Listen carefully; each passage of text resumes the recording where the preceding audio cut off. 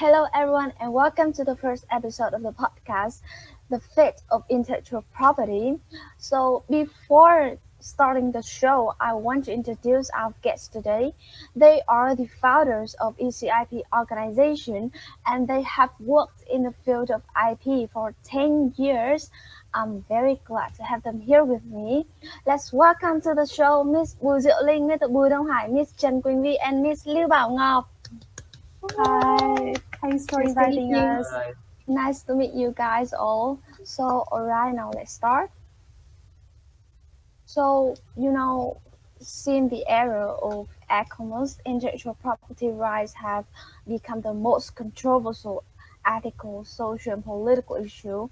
According to WIPO, which means the World Intellectual Property Organization, intellectual property is the creation of human minds, like invention, artistic works, designs, images used in commerce, etc. And based on the definition of the WTO, IPR, which means intellectual property rights, are the rights given to the person over the creation of their minds. They give the person the exclusive rights over the use of his or her creation for a certain period of time. We also know that the ultimate goal of the IP laws is to balance the competing interests between the public interest and the private interest or the interest of the creators. So, therefore, the major ethical issue related to e-commerce and IP concerns how we, both as individuals and business professionals, should treat property that belongs to others.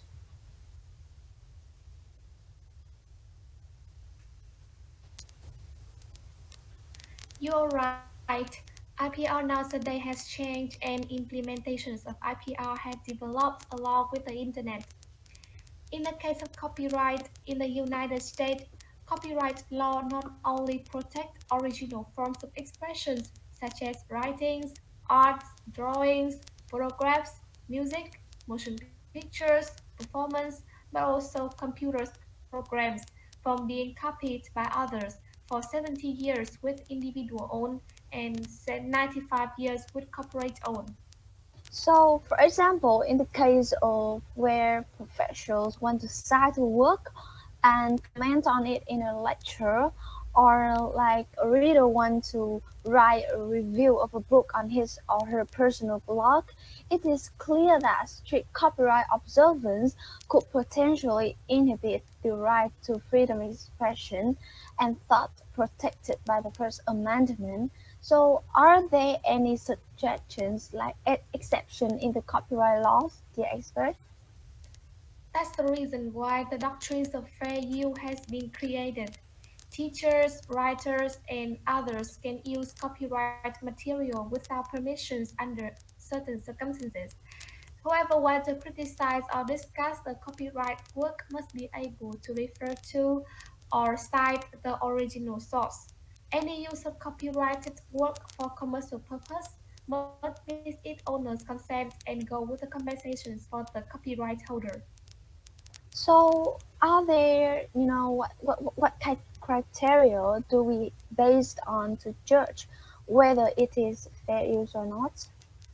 Well, there are five factors that courts considers when assessing what constitutes fair use. They are characters of use, natures of work used, amount of work used, market effect, and context of use. And one more thing that I want to share with the listeners of the postcard today is the change of copyright law in the age of the internet and e-commerce technology. Digital Millennium Copyright Act, known as the MCA of 1998, which was the first major effort to adjust the copyright law of the United States to the Internet Act, remains to this day. The primary statutes that define the relationship between the copyright owner, internet service providers, and end users of copyright material. I'm showing on the screen a summary of the main provisions of the DMCA, but due to the limited time of the postcard, I will analyze them more details in our next meeting. Wow, that's such helpful information and insights of copyright. Thanks for sharing with us. So, what about other kinds of IPR, for example, like patents? I know that in the business world, patents, trademarks, and trade secrets are extremely important for a firm. So, I wonder what rights do a firm with the patents have? Well, basically, patents ensure inventors of new device, machine, or industrial methods will receive their full financial benefits and may provide detailed diagrams to others who wish to use the idea under license from the patent's owner. They grant the owner a 20 years exclusive monopoly on the ideas behind invention. Unlike copyright, patents protect the ideas themselves and not merely the expression of an idea. Patents are granted for four types of invention: machine, man-made products, components, and processing methods, or classified as anything under the sun that is made by man by U.S. law. In So, 1981, the U.S. Supreme Court ruled that computer programs could be a part of the patent process. are there any exceptions in patents? How can a firm get a patent, and are there any requirements a firm needs to meet? Yes, there are a few exceptions. There are laws of nature, natural phenomena, and abstract ideas. Normally, patents are granted by the Patent Office through a set of rigorous rules. Whether patents are valid or infringement occurs it is decided by the courts, and the applicant must show that the invention is new, non-original, novel, non-obvious, and not evident in prior art and practice. However, a patent usually takes longer to obtain than a copyright. There's one type of patent called an e-commerce patent. Most of the e-commerce patents are so broad that they receive criticism from the public, as they claim these inventions just merely copied pre-internet business methods. The patent office argued that they had controlled internal staff as well as outside tech experts before granting such patents. Thank you for your insights, Leader Donghai. I believe that the audience now can have understand more about the patents. You're welcome. So, how about trademark? Miss V, could you please share with us some basic ideas related to this kind of intellectual property? Of course. By definition, a trademark is a recognizable sign, design, or expression used to identify products and indicate their source. Trademark law is a form of intellectual property protection for a trademark whose purpose is to protect the public in marketplace by ensuring that it gets what it's paid for and wants to receive, and also to protect the owner against piracy and misappropriation. To put it short, the law aims at preventing any trademark infringement. So, trademarks are important competitive advantage to a firm to distinguish their products and service from other rivals. So, I wonder how a firm can legalize its trademarks. Normally, federal trademarks are obtained first by use in interstate commerce, and second by registration with U.S. Patent and Trademark Office aka USPTO. They are granted for a period of 10 years and can be renewed indefinitely. And with the popularity of the internet, trademarks are now easily used without permission to make profits, and I want to share with you some major behaviors that can be seen in cyberspace. First is cyber squatting. This is the act of registering domain names similarly or identical to trademarks of others to extort profits from legitimate holders. Cyber piracy is the same behavior as cyber squatting, but with the intent diverting web traffic to the infringing sites. Meta tagging is the use of trademarks in meta tags. Keywording means placing trademarked keywords on a website. Linking refers to building hypertext links from one site to another site. And lastly, framing involves displaying the content of other sites in a frame of the infringing site. So, by the way, you are mentioning the trademarks and the internet. So, do we have any laws to protect the firm from such behaviors? And are there any cases that you remember relating to trademark law? Yes, the Anti-Cybersquatting Consumer Protection Act (ACPA) was passed to create civil liabilities for anyone who attempts in bad faith to profit from existing trademark. And about a case I remember, Microsoft versus Microsoft is one of the best examples of corporate heavy-handedness against trademark infringement.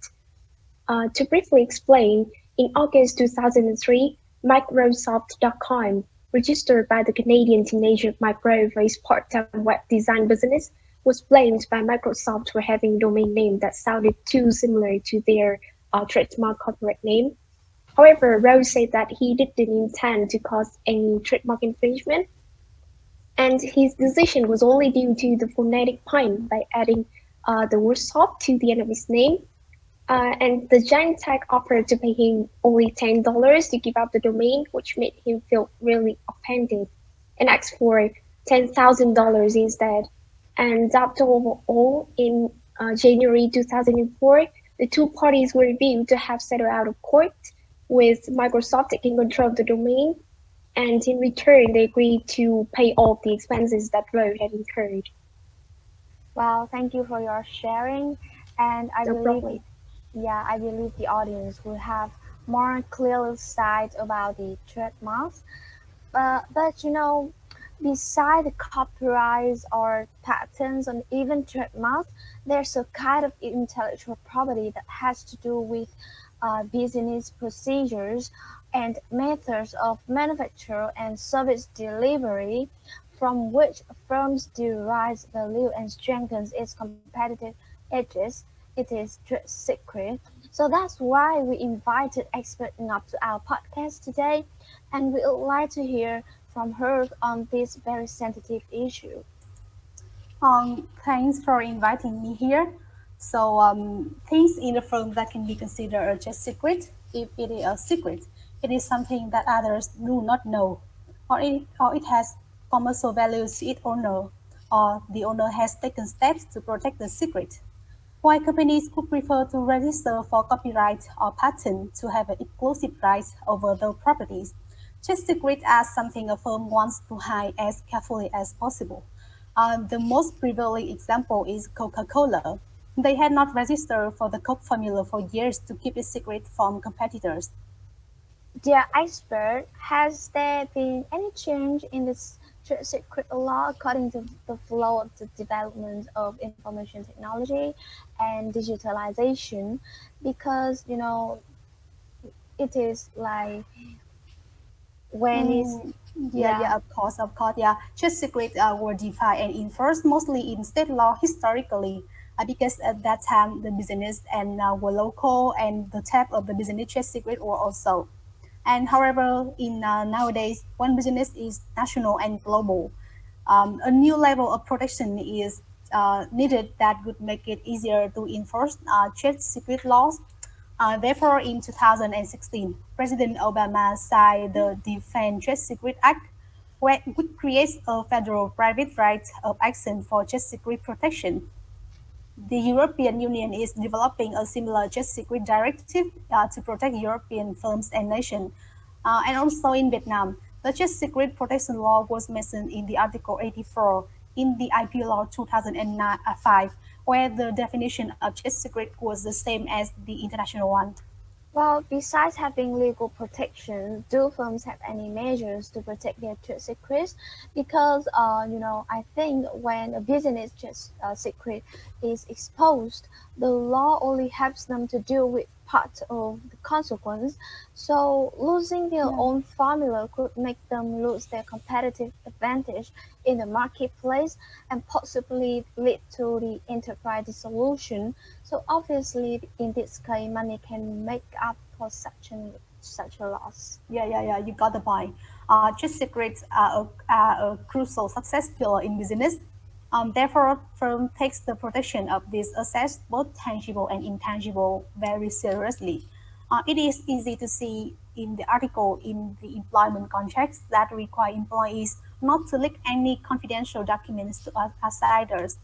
However, in the competitive business environment, with fast-changing technology and a lot of imitators, not many firms can hold the monopolistic position with each secret for a long time. So therefore, the long-term strategy is the much more complicated combination of business model, branding, product and service quality, etc. So thank you so much for your informative sharing. Yeah. Well, yeah, I think it's time we put an end to the episode today, and I hope you guys enjoyed what we've been bringing up and learned by yourself something new about different types of intellectual property, as well as intellectual property rights in the age of digital world. We believe people's awareness is crucial for IPRs and IP to be protected besides all kinds of law and regulations, and that's also the reason for this show. So let me say thanks to our expert again and have a nice day and see you soon in our upcoming podcast about the popular copyright infringement case. Thanks.